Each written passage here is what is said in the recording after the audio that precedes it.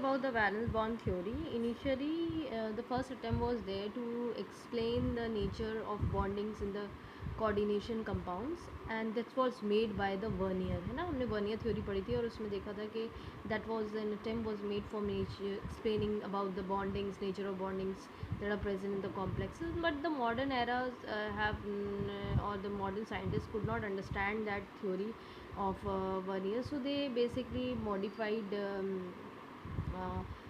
or they gave several different theories, and that explained the nature of bondings in coordination compounds, then their important properties like colors, magnetic properties, geometry. Actually Vernier के में था, colours उसने लिख दिए थे, magnetic property थोड़ी बहुत तो उसने कलर्स बेसिकली उसने बताए थे और बॉन्डिंग्स फॉर्मेशन बताई थी, but it was there are certain drawbacks were there like magnetic property या ज्योमेट्री किसी भी कॉम्प्लेक्स की, that was not easily explain by Werner. So later on important theories were generated, that was एक थी valence bond theory, दूसरी थी crystal field theory, ligand field theory.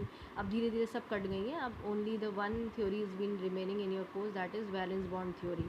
So this valence bond theory was basically proposed by Linus Pauling. आपको scientist की नाम याद नहीं करना है. इस थ्योरी को, वैलेंस बॉन्ड थ्योरी को हम पॉलिंग्स थ्योरी के नाम से भी जानते हैं. he has given his own name to explain this theory. Now this particular theory, what does it means? Actually if you remember about the complex formation, you know the complex was formed between the central metal atom or ion, ठीक है, and the ligands, right? If you remember that, so these two were forming and this was acting as a Lewis acid and this was acting as a Lewis base. याद आ रही है बातें? and they were forming, capable of forming the coordinate bonds. तो basically जो central metal atom था वो ligands के साथ कोऑर्डिनेट बॉन्ड बना लेता था और ये डेटिव बॉन्ड बनाता था. ये एक फॉर्मेशन होता था कॉम्प्लेक्स का. अब वैलेंस बॉन्ड थ्योरी में कुछ पोस्टुलेट्स आए, बिना पोस्टुलेट्स के कोई theory is be not at all explained. So valence bond theory में there were certain postulates that came and let's focus on that particular postulates or features of valence bond theory. The first point arises, this particular central metal atom जो आप use करोगे, atom या ion, इसको it should contains vacant orbitals. ठीक है, तो इसके पास क्या होना चाहिए? Number of vacant orbitals should be present. ठीक है, अब ये वेकेंट ऑर्बिटल्स कितने होने चाहिए? This particular vacant orbital should be equal to the coordination number. Coordination number तो समझ रहे हो ना, कोऑर्डिनेशन नंबर होते हैं नंबर ऑफ लिगेंड्स, यानी कोऑर्डिनेशन नंबर किसके बराबर होंगे? Number of ligands. यानी फॉर एग्जांपल अगर एक पर्टिकुलर कॉम्प्लेक्स में सेंट्रल मेटल एटम के पास कोऑर्डिनेशन नंबर 6 है, तो यानी उसको कितने वेकेंट ऑर्बिटल्स की ज़रूरत होगी? 6 वेकेंट ऑर्बिटल्स की. ये चीज़ एक इंपॉर्टेंट होती है. ठीक है, ताकि खाली जगह क्यों होगी भाई? लिगेंड्स के पास एक्स्ट्रा इलेक्ट्रॉन है, तो लिगेंड्स वो extra electron central metal atom को अगर देंगे तो उनके पास रखने के लिए भी तो जगह होनी चाहिए. तो that is very important that what you are doing. ठीक है, अब फॉर एग्जांपल जैसे कि अगर एक छोटा सा हम एक देखें, एक मोनोडेंटेड लिगेंड्स को देख देते हैं. ठीक है, मोनोडेंटेड लिगेंड अगर आप बात कर रहे हो तो मोनोडेंटेड लिगेंड्स कितने डोनेट करता है? एक डोनर एटम होता है उसके पास. ठीक है, मोनोडेंटेड लिगेंड की बात कर रहे हैं तो it has one donor atom. ठीक, so this particular donor atom अगर आप बहुत ध्यान से देख के चलिए तो ये डोनेट करेगा वन पेयर ऑफ इलेक्ट्रॉन. अगर ये लिगेंड है, ठीक, तो इसके पास एक डोनर एटम है तो इसके पास एक पेयर ऑफ इलेक्ट्रॉन्स होंगे, तो ये सेंट्रल मेटल एटम को दे देगा. तो सेंट्रल मेटल एटम के पास भी तो खाली वेकेंट ऑर्बिटल होना चाहिए कि वो इस सारे इलेक्ट्रॉन्स को एक्सेप्ट कर सके. तो ये मेरा मतलब है. Are you getting my point? So this is very important. फिर सेकेंड सिनेरियो है जो वेकेंट ऑर्बिटल्स आप यूज़ करते हो सेंट्रल मेटल एटम्स के, ये बहुत इंपॉर्टेंट होते हैं. Vacant orbitals of central metal atoms. ठीक है, of central vacant orbitals of atomic orbital बोलो तो ज़्यादा सही है. तो वेकेंट एटॉमिक ऑर्बिटल सेंट्रल जो मेटल एटम है या आयन है, आप कुछ भी कह लो इसे, मैं दोनों बातें बोलती हूँ। ये हेल्प करता है, हाँ, ये आपको, ये जो ऑर्बिटल्स होते हैं ये हाइब्रिडाइजेशन पे जाते हैं, ठीक है, इनकी मिक्सिंग होती है, और जब ये हाइब्रिडाइजेशन पे जाते हैं तो तुम्हें हाइब्रिडाइजेशन पता चलती है। तो इसीलिए वेकेंट जो मेटल ऑर्बिटल्स आपने यूज़ करे रखे हैं, दे undergoes a certain type of hybridization. So they undergoes certain type of hybridization, ठीक है। तो हाइब्रिडाइजेशन का तो मतलब समझते हैं ना, जो एटॉमिक ऑर्बिटल्स होते हैं दे मिक्स टुगेदर और फिर हाइब्रिडाइजेशन बना देते हैं, हाइब्रिडाइजेशन पे जाते हैं। और ये एटॉमिक ऑर्बिटल्स होते हैं, क्लास 11th का है भाई। 2 एटॉमिक ऑर्बिटल होंगे ना, एक तो सेंट्रल मेटल एटम का होगा, सपोज को सी से डोनेट कर दें, और ये एक एल का, ये दोनों ओवरलैप करेंगे, मिक्सिंग बेसिकली करेंगे तो हाइब्रिडाइजेशन बनाएंगे कुछ ना कुछ। ये एक इम्पॉर्टेंट चीज़ है, ठीक है। फिर थर्ड पॉइंट आ जाता है अबाउट द लिगेंड्स। लिगेंड्स जब भी सेंट्रल मेटल एटम आयंस के पास अप्रोच करता है तो ये बात तो तय है कि जो सेंट्रल मेटल एटम है उसके पास वेकेंट हाइब्रिड ऑर्बिटल होना चाहिए, तभी वो ओवरलैप कर पाएंगे, ठीक है। अब लिगेंड्स के पास क्या चीज़ होगी, लिगेंड्स के पास होंगे lone pair of electrons. So when the this thing the ligands approaches the centre में, जब लिगेंड जो होगा वो सेंट्रल मेटल एटम के पास अगर अप्रोच करेगा, जब उसके पास वो जाएगा तो जो सेंट्रल मेटल एटम होता है उसके पास वेकेंट ऑर्बिटल्स होने चाहिए, ये बात हम पहले देख चुके हैं।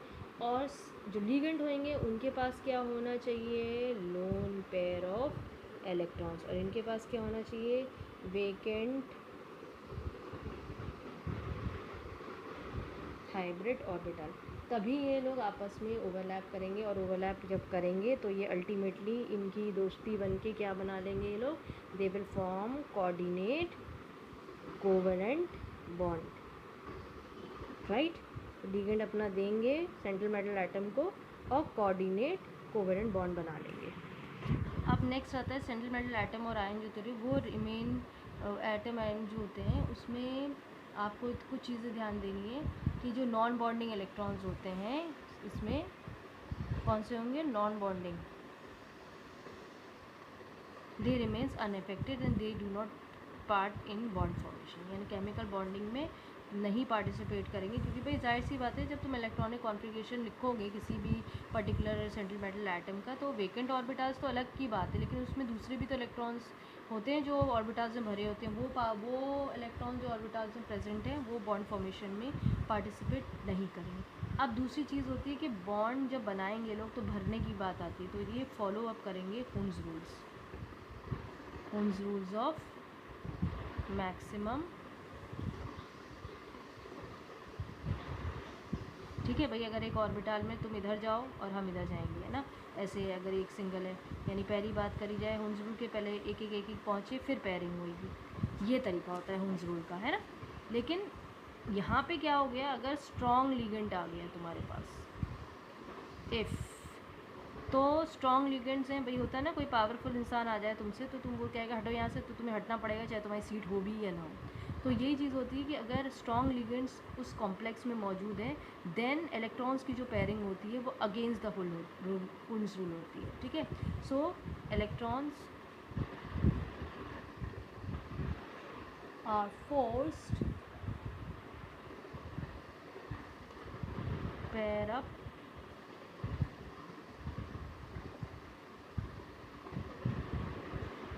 अगेंस्ट द हुन्स रूल, ये याद रखिए, ठीक है। अब तीसरी चीज़ आती है कॉम्प्लेक्स कैसा हो सकता है। ये कॉम्प्लेक्स दो ही तरीके का होता है, या तो वो पैरामैग्नेट होगा या फिर वो डाईमैग्नेट होगा। अगर पैरामैग्नेट है तो मतलब क्या, उसके पास अनपेयर्ड इलेक्ट्रॉन्स होंगे, ठीक है। और अगर डाईमैग्नेट है तो पेयर्ड इलेक्ट्रॉन, ये हम लोग सॉलिड स्टेट में पढ़ चुके हैं लेकिन फिर भी मैं बता दे रही हूँ। जैसे 2 ऑर्बिटल्स हैं आपके पास, ठीक है, SES का ले लेते हैं, 1s का, ये कंडीशन हो गई, कायदा तो ये होता है मैक्सिमम 2 इलेक्ट्रॉन्स ले गए, ये कंडीशन हो गई अनपेयर्ड की, और ये क्या होगी पेयर्ड इलेक्ट्रॉन्स की। तो ये भी होता है कि कॉम्प्लेक्सेस डिपेंड करेगा कि उसमें इलेक्ट्रॉन्स की क्या हिसाब किताब है, पेयर्ड है या अनपेयर्ड है, तो उस हिसाब से कॉम्प्लेक्स डायमैग्नेटिक या पैरामैग्नेटिक हो जाता है। ये सब इसका नेचर है। और कुछ चीज़ें थोड़ी सी अगर चाहो तो ध्यान दे सकते हो, जैसे हाइब्रिडाइजेशन है, जैसे अगर कोऑर्डिनेशन नंबर तुमको दिया रखा है ना, हमारे पास तो 4 और 6 का कॉम्बिनेशन है, लेकिन फिर भी अगर कोऑर्डिनेशन नंबर 2 दिया रखा है, अगर 3 दिया रखा है, 4 दिया रखा है, 5 दिया रखा है, 6 दिया रखा है, क्योंकि हम लोग के पास तो देखो ये 2 हैं कोर्स में, स्क्वायर प्लेनर वाले चलेंगे, ऑक्टाहेड्रल वाले चलेंगे, यही 2 हमारे चलते हैं, ये सब तो नहीं है, लेकिन फिर भी थोड़ा सा जानकारी के लिए, जैसे कोऑर्डिनेशन नंबर अगर आपके पास है 2 है, 3, 4, तो कोऑर्डिनेशन नंबर समझ रहे हो ना, नंबर ऑफ लिगेंड्स पे डिपेंड करेगा। तो ये हाइब्रिडाइजेशन क्या बनाएंगे, अरेंजमेंट कैसा होना चाहिए इनका, ज्योमेट्री कैसी होनी चाहिए, और क्या क्या आप इसमें एग्जाम्पल्स रख सकते हैं। ठीक है, कोऑर्डिनेशन नंबर अगर 2 है यानी लिगेंड्स, यहाँ पे आप लिगेंड्स को भी देख सकते हो, नंबर ऑफ लिगेंड्स। ठीक है, यहाँ पे 2 ही हो जाएगा, यहाँ पे 3 हो जाएगा, यहाँ 4 होगा, यहाँ 5 होगा, यहाँ 6 होगा। हाइब्रिडाइजेशन क्या हो जाएगा भाई, 2 ही हैं तो sp। अरेंजमेंट क्या हो जाएगा, लीनियर। लीनियर समझ रहे हो ना, ये लिगेंड हो जाएंगे, ये आपका सेंट्रल मेटल एटम, ये m से रिप्रेजेंट कर दे रही हूँ, ये l है। ठीक है, बाद में हम सारे एग्जाम्पल एक साथ लिख देंगे ताकि आपको याद रहे। अब 2 है तो क्या हो जाएगा आपका sp2। ठीक है, ट्राइगोनल प्लेनर। ट्राइगोनल क्या हो गया, ये सेंट्रल मेटल एटम है, ये आपके लिगेंड्स लगे हैं। ठीक, sp2, ये 4 में sp3 हो जाएगा, ये क्या हो जाएगा टेट्राहीड्रल। टेट्राहीड्रल तो समझ रहे हो ना, सेंट्रल मेटल एटम ऐसे लगेगा, ये L है, ये L है, ये सब लिगेंड्स लगे हुए हैं। ठीक है, 5 में इसमें एक और बनता है 4 में, एक तो ये चलेगा और ये आपका DsP2, इस कंडीशन में स्क्वायर प्लेनर बनाता है। जैसे लिगेंड है ये, सॉरी सेंट्रल मेटल एटम है, और ये आपके लिगेंड्स अटैच्ड हो जाएंगे। ठीक है, बाकी 2 हम पीछे बना दे रहे हैं। और कोऑर्डिनेशन नंबर 5 है तो लिगेंड तो समझ ही गए हैं 5 है, जिसमें DsP3 या sp3d आ जाए। Trigonal bipyramidal. ठीक है, अब ट्राइगोनल होता है, जैसे यहाँ सेंट्रल मेटल एटम है,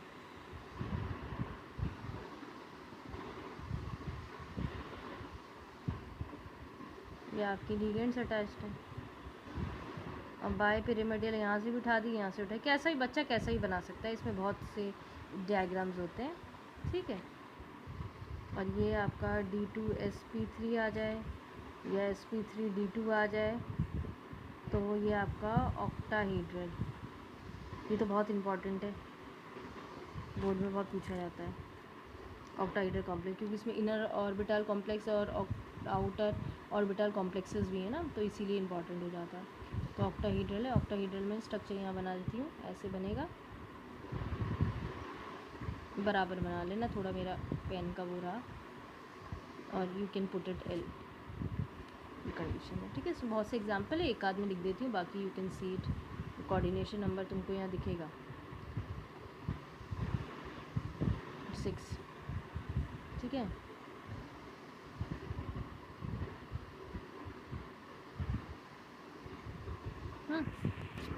ये एग्जांपल्स हैं, you can see these examples what you can put in coordination number 2, 3, 4। ठीक है, ये सब आप एग्जांपल्स अपना लिख सकते हैं 2, 3, 4 में। 4 में भी क्योंकि 2 अलग अलग तरीके हैं ना, sp3 में अलग चलेगा और DsP2 में अलग चलेगा, ये अलग 5 और 6 में अलग चलेंगे। ठीक है, this portion in this video ना, I am just telling you about the postulates और VBT, है ना, इसको VBT भी बोला जाता है या बैलेंस बॉन्ड थ्योरी बोलता है। लेकिन नेक्स्ट वीडियो में मैं इसके जो टाइप्स ऑफ कॉम्प्लेक्सेस होते हैं वो सब देखेंगे हम लोग, और एग्जाम्पल्स देखेंगे जो हमारे कोर्स में आएंगे, तो काफ़ी बड़ा हो जाएगा और आप लोग समझने में भी नहीं आएगा आपको। ठीक है। So please practice this, important है। अब सब कट गया है तो वैलेंस बॉन्ड थ्योरी ये इंपॉर्टेंट देखो क्यों है। देखो मैं इसमें से कुछ क्वेश्चन बता दूँ तुम्हें जो आते हैं।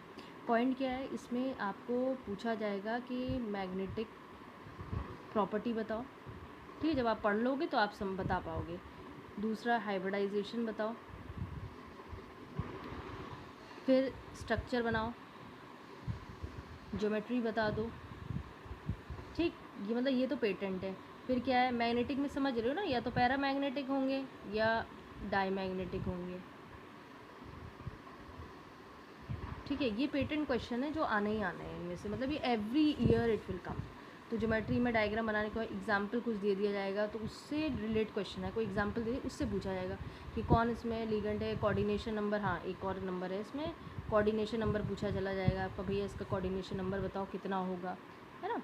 तो ये सब क्वेश्चन आते हैं इस पोर्शन में से वीबीटी। अब क्योंकि बाकी थ्योरी कट चुकी हैं तो क्या है, पोस्टुलेट्स पूछ सकते हैं। फिर इसमें एक क्वेश्चन और एक आएगा आगे जब तुम पढ़ोगे, inner orbital complexes and outer orbital complexes. ज़रा इन क्वेश्चनों पे ज़रा कस लेना, क्योंकि ये 100% है कि इसमें से 2 मार्क्स का क्वेश्चन आना ही है। 1 मार्क्स का तो निश्चित है, 2 भी आएगा।